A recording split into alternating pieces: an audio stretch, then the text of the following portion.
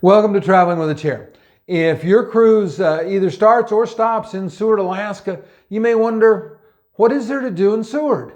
Well, in today's video, Jen Leahy with the Seward Visitors Bureau is going to talk to us about Kenai Fjords and explain why that really should be a must-see for every tourist. Here's today's video. Kenai Fjords is our backyard. We're so lucky to have one of Alaska's 24 national parks right as our backyard.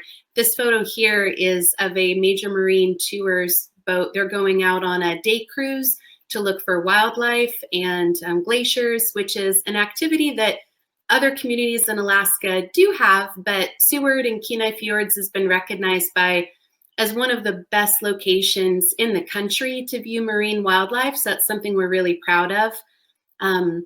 There are tons of species, not just land mammals, but marine mammals that you can see in Kenai Fjords. National Geographic described Kenai Fjords as the essence of coastal Alaska. It has everything that you think of and hope to see when you come and visit coastal Alaska. So we're where the ocean and ice and mountains all come together. So the fjords are these mountain-like structures that are rising out of the ocean. And one of the best ways to experience those is on a really comfortable day trip, like what the folks on the boat here are going out to do. So at this time of year, if you were to visit Seward, you'd see our gray whales that have come up from California and Mexico and Hawaii. They spend the summer feeding up here. And we're starting to see the return of humpback whales into Resurrection Bay and Kenai Fjords. They get together and bubble net feed, and you can often see it from town. It's spectacular. We have lots of sea otters and Dall's porpoise, harbor seals, other varieties of whales, orcas, and not just the resident orcas that like to dine on Chinook salmon, but we also occasionally get transient and offshore orcas, which are much more rare.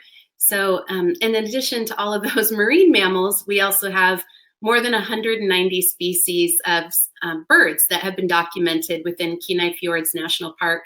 So Seward is a birder's paradise, and over 29 land mammals that call this area home as well. So much to see, a lot of different ways to get out and experience. Then there are the day cruises, which if you go out on a day cruise out of Seward into Kenai Fjords National Park, you'll see more than you would see on your cruise ship coming into town.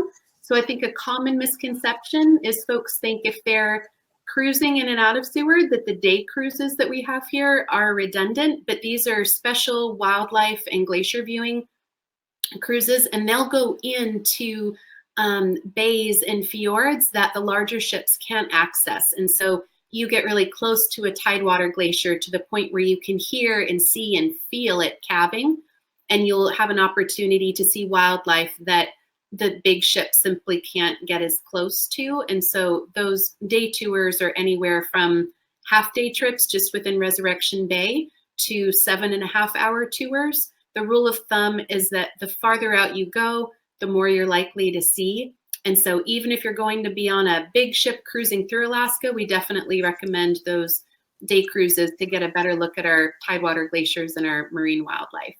If you enjoyed today's video, please hit the like button. You're also going to want to subscribe. If you poke my face down there in the corner, that'll subscribe you to the channel. We have a lot more in the way of travel videos coming, many from Alaska, but also other amazing destinations around the world.